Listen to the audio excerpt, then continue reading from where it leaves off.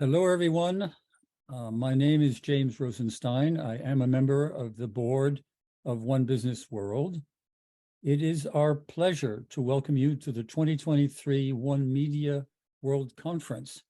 It's a global event introducing media professionals and enthusiasts from all over the world. As we explore the latest trends, insights, and innovations within the media landscape, let us engage in meaningful conversations and forge lasting connections. We are delighted to have you with us, and together, let's contribute to the future of media on a global scale. And it is now my honor to introduce Mr. Peter Csathy, the founder and CEO of Creative Media. He will be talking about AI and NFTs, the transformational opportunity for creators. So Peter, I hand over to you. Excellent, thank you. Thank you so much for the introduction. And we have a very short period of time, so I'm gonna go very rapid fire. So I go more of an overview of everything, everybody. And I'm gonna focus on, I would say 2/3 of my time on AI and 1/3 of my time on NFTs, both the opportunities and the threats in the media and entertainment business and for the creative community in general. So I'm gonna dig right into it. Very quickly, creative media. I've been in the media and entertainment space for 30+ years. I've worn just about every hat in the business, and I have a boutique media tech advisory firm and legal services firm. You can reach out to me at peter@creativemedia.biz or check out creativemedia.biz. Okay, enough of the propaganda. Let's get right into it, shall we? So when we're talking about AI, obviously everybody's talking about it now, as they should be. AI is going to be transformational, already is transformational in our lives. And think about this. We are only 4 months in from the time that OpenAI introduced or unleashed ChatGPT-3 into the world. Think about that. Only 4 months ago, and yet there's already been, now we're into ChatGPT-4. We have now Google Bard, and everybody is focusing on the AI space because there's this arms race going on right now. And all of us in the media and entertainment space and the creative community have to understand that this is not a fad. This is transformational. Everybody needs to be focusing on this no matter what role you play, whether you're a creator, whether you're a producer, a filmmaker, whether you're an attorney in the entertainment space, a business development person, an executive, an entrepreneur in media tech, or in general. So this is transforming everything. What do I mean? I'm going to focus on entertainment industry and creators and generative AI and some of the entirely new kind of experiences that are enabled. And then we'll get into some of the specific opportunities and then specific risks. So first of all, as we know, now we can very easily use, just through text, create AI-driven art. Think about that. 5 months ago, we wouldn't have thought that we could just, with a few prompts of text, create all these wonderful graphic pieces, but now we can. And AI, the issue with that is that it can endlessly churn out more and more graphic art, visual arts, whatever it may be. Think about what that does to graphic artists out there, to all artists out there. So we'll talk about that a little bit. One new AI approach that was just introduced was Adobe with its creator suite of different tools in its tool set. Adobe just launched Firefly, which is an approach to create graphics very easily, visuals very easily for creators using its software by how Adobe trains its AI is purely on public domain works and stock images that are already in its library and already licensed. So Adobe is avoiding copyright infringement issues of training AI based on copyrighted works by keeping the subset from which it trains its AI very limited in scope, which is very different than Midjourney and Stability AI, which has been sued by Getty Images specifically for that reason, because Midjourney and Stability AI's artificial intelligence generative AI engine has been trained scraping the vast internet and picking up and sweeping up copyrighted works in the process. That's the issue there. So then let's think about another opportunity for adaptive music. So think about your favorite song, your favorite playlist.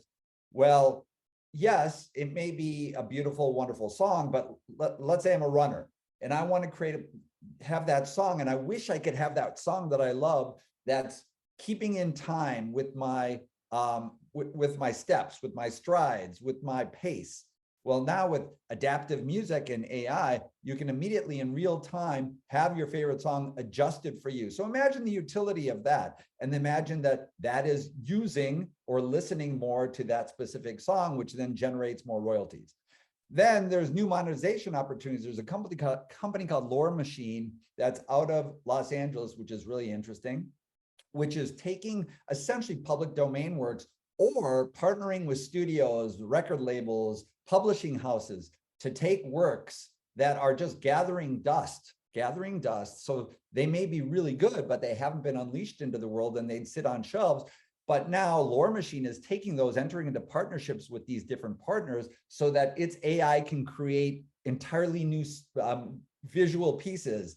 Think of graphic novels as an example, and then the creators can monetize those. And so here are works that are generated that otherwise would never have seen the light of day. Then imagine opening up new markets with artificial intelligence. There's a company called Flawless out of LA, and there's another one called Synthesia out of Europe, where these in real time enable, through AI, enable me when I'm talking in English to, let's say, immediately through AI, generate visuals so it look and match it to a different language like Spanish or French or whatever it may be. So all these different languages around the world, and it matches my mouth in real time to those words in other languages. So I don't need to learn the languages, but now in real time, this is done.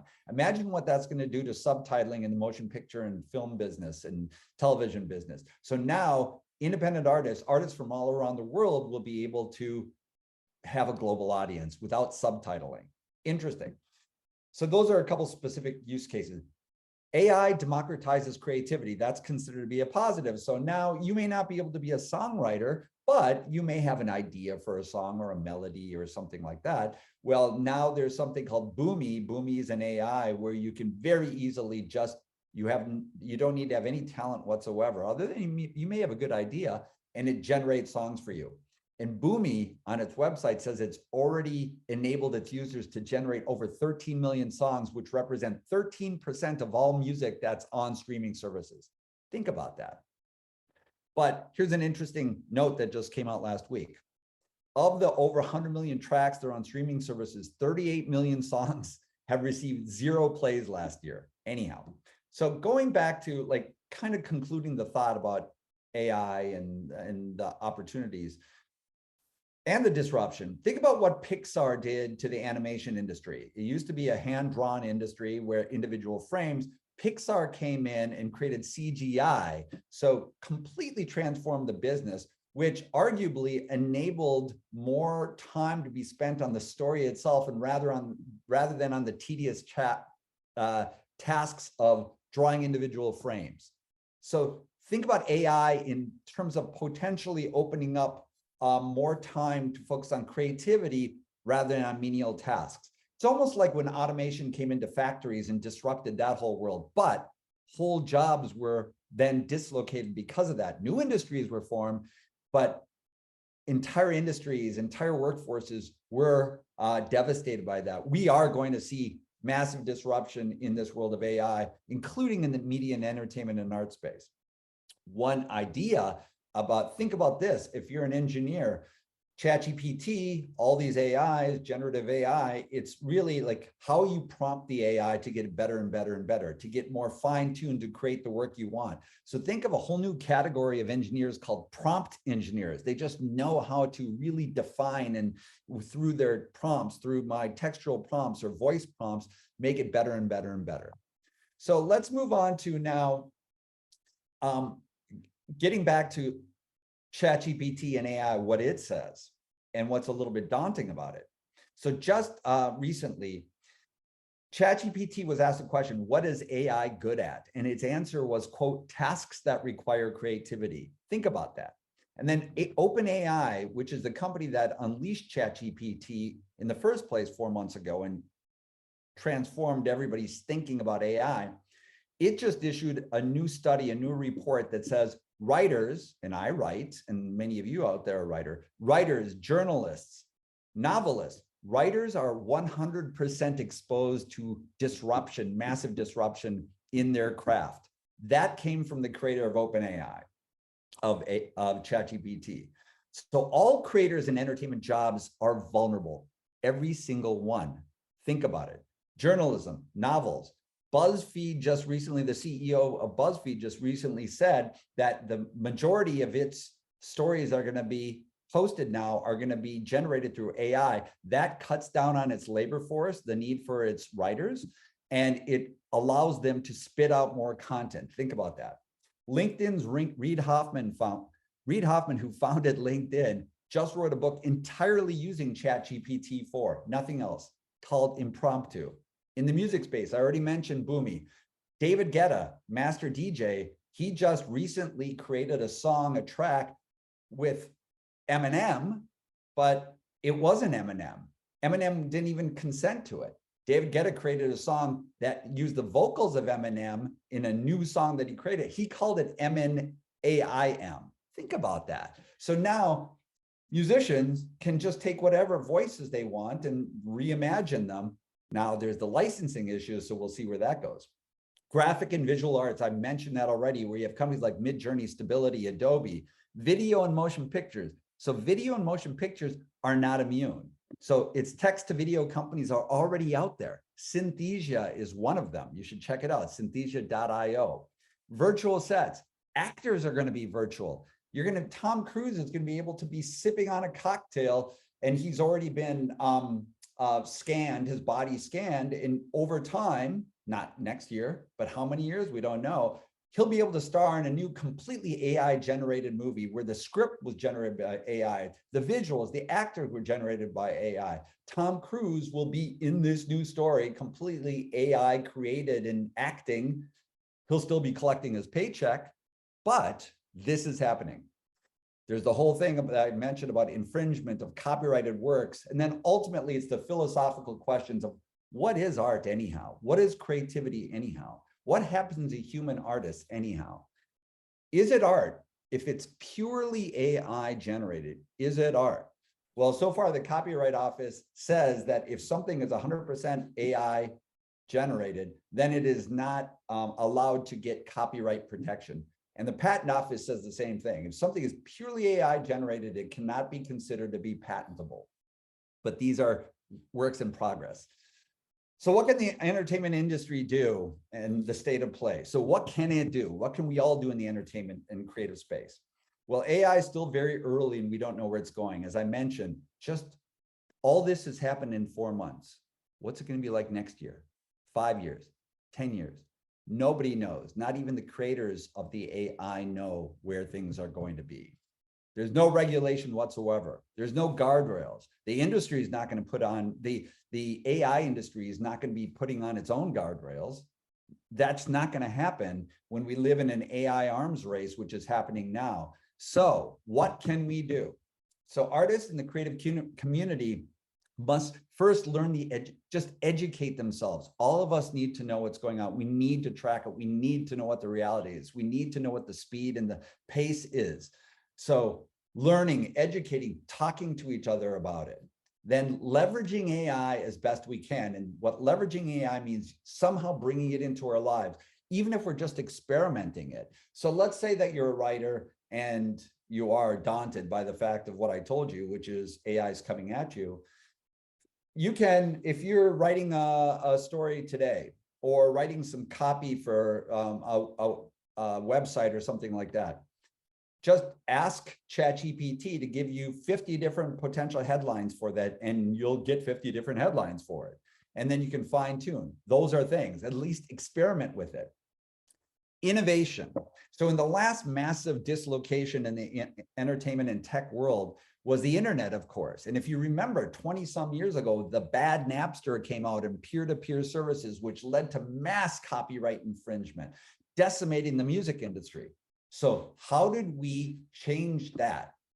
Well, after much pain and suffering, actually a company I was proudly a president of called Music Match We invented the on-demand streaming game by creating the first on-demand streaming licenses in the world, a legitimate service that was a paid service, and we paid the artist. And the reason why consumers, even though they could get the songs for free on Napster and LimeWire, or what they did was the consumers saw that it was a better experience. It was easier to use. It was better quality. So they were willing to pay. And then of course, Steve Jobs came in and created iTunes and the iPod and created a better experience, and people began to pay. And so here we are now. We've had 8 consecutive years of industry growth in the music industry, despite the fact that the music industry was decimated 20 plus years ago. It was innovation that led the way. Then we, just as a community, creative community, we must organize, we must activate ourselves, activism. Check out the Human Artistry campaign that just launched at South by Southwest a couple weeks ago. That's their mission. Regulation, absolutely. And then selective litigation. 20 years ago, when Napster, the bad Napster first came out, the recording industry was reactive. They sued and filed litigation on a mass scale against peer-to-peer users who were infringing their content and stealing their content. Very understandable, but litigation first is not the right answer. Litigation in a supporting role, of course, but not the leading role. The other things I mentioned, innovation, acceptance, education, that's how you do it. Okay, so that's AI. We only have about 10 minutes left, and I'm going to keep it move forward now into the Web3 space. And Web3 is a massive opportunity also for media and entertainment. So I'm not setting aside 10 minutes because I don't think it is, but AI is vastly transformational for all of us right now, for everybody right now. Focus on it. If there's nothing else that you take away from this, is that it's coming after every single entertainment and media job. By the way, I write several articles for a publication, an industry publication called The Wrap. So just The Wrap, THEWRAP.com. Look for my column, Peter Csathy. I write about AI frequently, and I talk about the entertainment and the arts and creative community and how it's impacted. And I'm talking about different companies that are worth watching and different trends that are watching. So anyhow, so let's talk about NFTs and Web3.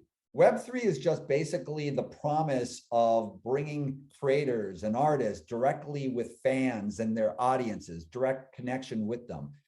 Stripping out the middleman services like the YouTubes, like the Netflixes. That's what Web3 is. Web3 is enabled by what they call the blockchain. I'm not going to get into the specifics of what that is, but imagine this.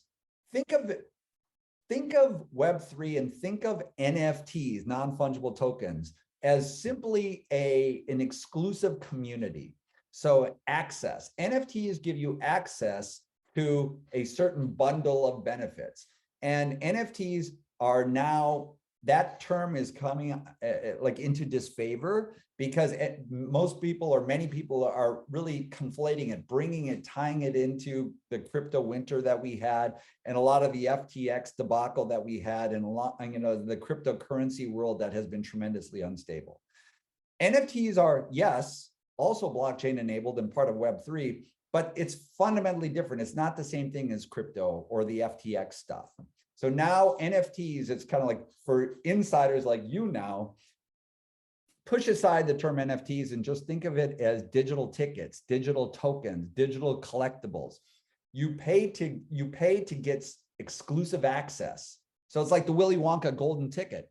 You buy your digital ticket, and now you get access to a value, a benefit, a package of benefits that are defined by the artists themselves. So think about the digital ticket and the NFT as being a bundle that the artist can create anything that they want. It could be access to a new song, a new track, a new membership where only those who pay get access to them, to whatever it may be. It's a whole creative package itself. That's what the promise is potentially. And by the way, what is good about that, it's not just benefits today. If you, the artist, define it this way, it can be ongoing benefits. So in the future, new ways to monetize, new exclusive merch, whatever you want it to be. The market opportunity is very real. So despite the fact that probably a lot of you have heard some negative things about NFTs, again, call them digital tickets. I should change this slide. Digital tickets, digital collectibles.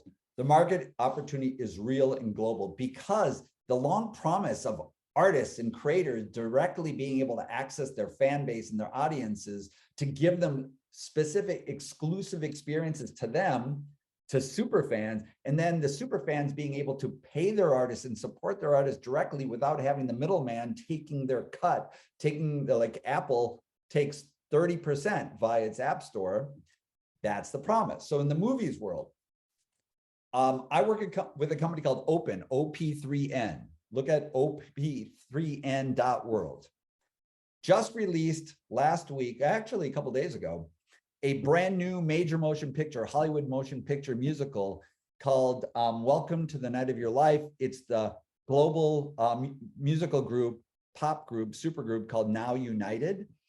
Well, for the first time, this major motion picture is exclusively available on Open Super App. That's it, which is blockchain enabled. And there are other benefits that comes with it. So the fans can choose between 3 different tiers of tickets, digital tickets, and they get exclusive access to the soundtrack, to the movie, and also continuing other bundles of benefits, including access to the artist. That's a big one. So look for that. Music, there's a company called Royal out there. I think it's royal.io, where now you can actually not just listen via the blockchain, but you can actually buy a piece of songs and their earnings, the ongoing royalties that flow from those songs every time they're streamed on the internet. You can buy a piece of that song as a super fan. And how cool is that? So now you love that artist, you get to support that artist, you get to help finance their work, but you also get an ongoing share of it. Think about that. Live Nation has a club pass, or had a club pass that was cool. You should look about that. Consumer brands are starting to use reward programs through digital tickets, NFTs. Starbucks is one, Coke, McDonald's. So all the big brands, despite the crypto winter, are getting into the Web3 space. So this is here to stay, and it's growing. Fashion, Nike has already generated over $200 million in revenues purely by NFTs. So why NFTs? It enables creators to generate unique bundles of value that can't be replicated and counterfeited. So like digital tickets, imagine that. They can't be counterfeited. They can't be, because it's validated on the blockchain, you can't have the scalpers out there getting all the value. It enables continuing economics. So like when a creator sells something like a piece of art, if somebody who buys it then resells it, the original artist gets a piece of that. That's very cool. That supports the arts. The challenges, of course, are because it's a blockchain, there's nobody to go to if there's a problem, And then things are emerging so fast in this world of Web3 that it's, again, regulation around the world in a world of over 200 territories where the legal landscape is fundamentally different everywhere. Imagine that. So can't really do Q&A here because we're just recording this, but there's a whole other set of things. There's all kinds of legal issues, business issues. That's what I'm here for. That's what my firm is here for. Here are some resources for you. Go to the website, creativemedia.biz. My bi-monthly AI and NFT legal update newsletter. Check out right there. It's on Substack. So AI and NFT legal update. I have another Substack newsletter that's more general media tech called Fearless Media. Check that out. I'm happy to create a private webinar for you, presentation for you. And then also check out my ongoing weekly column in The Wrap, which is a major media entertainment publication that I mentioned before, The Wrap, THEWRAP.com. I write about all these things, and I'm always interacting with bleeding edge companies that are in the world of media, entertainment, and tech. And so I'm happy to be a resource for you anytime. There's a lot going on out there. It's a very exciting time. But here's my fundamental advice to everybody out there. No matter what you are, no matter what role, you must be an entrepreneur and be on top of it all. So there it is. Well, Peter, this is just mind-blowing. So much novelty. it's pretty mind-blowing what's going on. It is. And listening to this, I just had a couple of questions. I've heard in talk about Chat GPT and AI and things like that, that what it produces, because it's based on tons of information that's fed to it, Yeah, that what they produce is rather superficial. In other words, if it doesn't really go into the depths of human creativity or things like that, it brings together a whole bunch of information that it can present in yeah, the right language and all that. I've been using it myself just to test things, and it does produce good results, like, for example, poems or something like that, but it doesn't seem to dig more deeply into this. So to what extent is that going to influence the way people use it and how they're going to be influenced by it? You know, even students, teachers have to recognize what part is done by AI and yeah. what part is actually created by the student. So how do you approach that? Okay, so here's the thing. It's very easy to critique it in that kind of way. And I, as do I, by the way, and I have a great example I'll tell you about that's pretty fascinating. But we're 4 months since OpenAI launched GPT-3. And look, so GPT-3 passed the bar exam, the legal exam, in the lowest 10 percentile. Well, GPT-4, which came out 2 weeks ago, so less than 4 months after GPT-3, passed in the upper 10%, so in the 90 plus percentile. And that's just one example. So imagine what it's going to be like next year, 5 years, 10 years from now. So it's going to be so much more sophisticated than it is today. So that's scary, by the way. But here's the thing, and my new column in the Wrap that goes out on tomorrow, literally tomorrow, it's about these threats and opportunities, but really the threats. So what can we do about it? One of the things that I say is that no matter how sophisticated AI gets, it's never going to match human creativity. And I can't get into the reasons why, but imagine this. I was writing my latest article. I didn't use any AI, maybe I should have. And one of the statements I make is AI might be able to write a great article in my voice, but it would not give the next word that I'm typing right now. It wouldn't. I'm idiosyncratic. We're all idiosyncratic. We're human beings. And so it's going to, no matter how sophisticated, there is a craft, an artisanry that I don't think is going to go away. And then one last example about, which was hilarious. I also have a podcast where I interview big musicians, and especially iconic musicians like Blondie, Devo, whatever. So I interviewed a gentleman named Howard Jones, and I'm sure many of you out there know, he had a string of amazing hits in the 1980s. And before the interview, I asked ChatGPT, name 20 things that would be surprising to Howard Jones fans. And I was amazed that it said things like Howard Jones flew solo across the Pacific. He boated solo across the Pacific. He created his own line of synthesizers, all these things. So I had a special segment with Howard Jones where I asked him those questions. I said, true or false, Howard, did you do this, this, this, and this? Because ChatGPT said you did. ChatGPT, now this was 3, not 4, was 0 for 5. Was false in all the 5 examples I used. Amazing. Yeah. Well, and then I'm not sure we have much time. We're coming to the end, but the whole issue of gathering information from so many different sources. Yeah. You did mention it briefly, the whole issue of ownership and licensing. To what extent can this be kept under control if ChatGPT brings together a whole different bunch of sources of information and using it in what they supposedly create? Yeah. Doesn't that raise an issue of licensing and ownership? Oh, no, absolutely. There's major litigation right now that's like Getty Images has a major one against these visual AI companies, Midjourney and Stability AI, because what those companies have enabled so far is exactly that. The AI be essentially scraping all these hundreds of thousands of copyrighted works. So that's a major issue. But what's going to happen, here's what's going to happen. And you see it with what Adobe just launched in its creator what they're using is just public domain and just their own stock images that they already have and they already own. So they're training their AI purely on works that they can control, so there's no infringement there. But ultimately, I think what's going to happen is kind of like what's in the YouTube space, where Google created Content ID, so that when users would use a song in their videos, any kind of music from an artist, a recording artist, that otherwise would be a copyright infringement. And so Google's created this technology called Content ID so that the artist would get paid, and it's able to scan all these millions and millions of videos.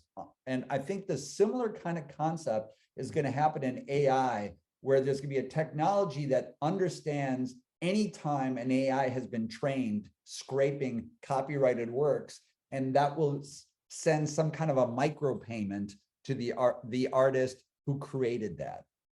Right. Okay, I wanted to continue with questions about NFTs, but I'm afraid we've reached the end here. So I thank you so much for your contribution. It's so mind-blowing, as I say, Yeah. and there's so much we need to learn in so many different ways this can be used. It's just unbelievable. Yes, So, no, absolutely. It's fascinating. It's exhausting. It's daunting. And one last resource, I really urge people to check out the podcast by Ezra Klein from the New York Times. He's had some great recent podcasts about AI, and he's a very sober guy. He's not an alarmist, but you should check out some of his most recent podcasts on that show, because he talks about the fact that we critique AI as it is today, but we're only 4 months into it. And he has experts on who look at what the insiders who are developing this technology are saying about where this is going to go 5 years, 10 years from now. Yeah. Okay. Well, look, Peter, thank you so much. And we look forward to continuing this conversation. There's so much coming down the road. Yes. And look forward to staying in touch. Okay. Really enjoyed it. Very wonderful. Thank you so much. Thanks, everybody. Bye-bye.